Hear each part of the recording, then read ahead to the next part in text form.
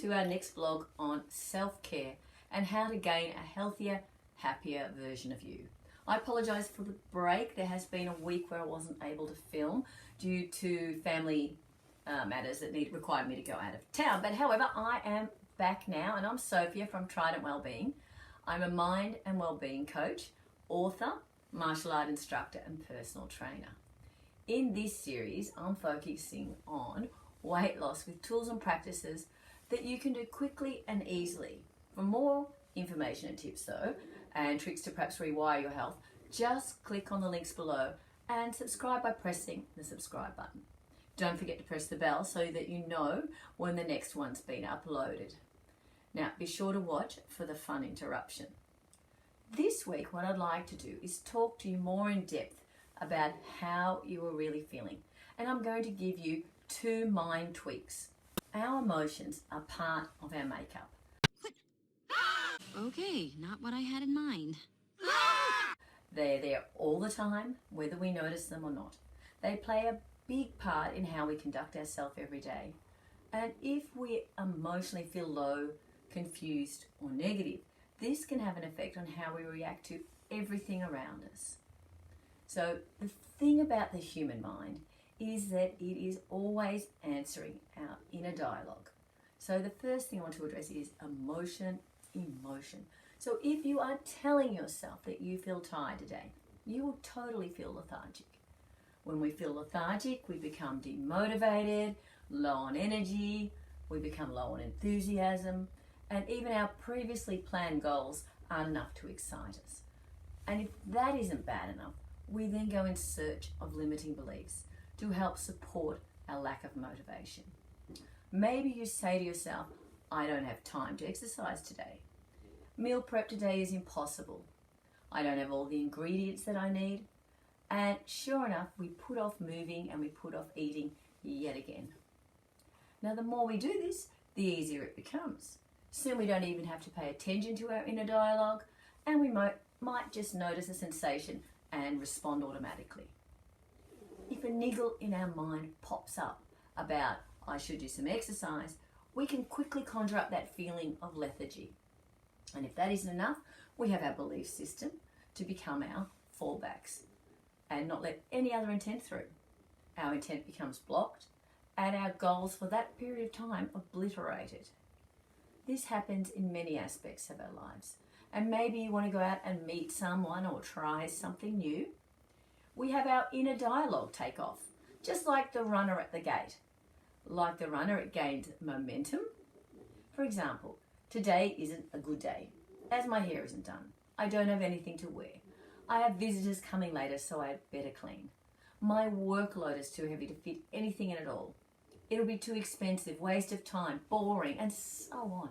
Soon we've created a pretty demotivated feeling. And if that isn't enough, we'll go in search of a limiting belief. I'm not ready yet. There'll be time next week.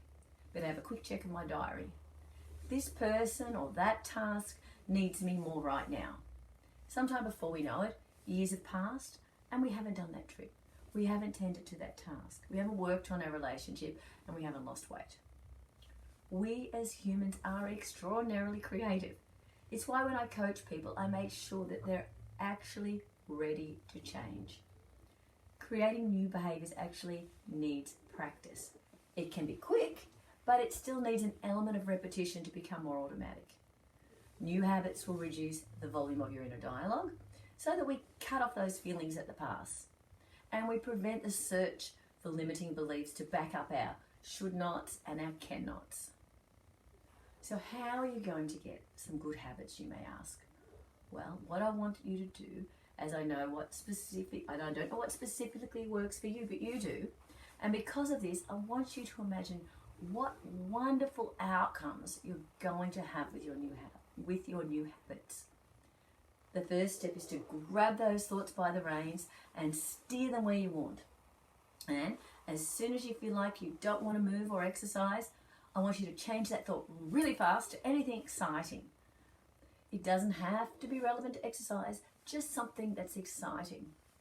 This way, you're not allowing your negative thought to develop into a feeling. And you may need to do this a few times, but bear with it. soon you'll be able to be so good at diverting your thoughts, you won't even feel lethargic.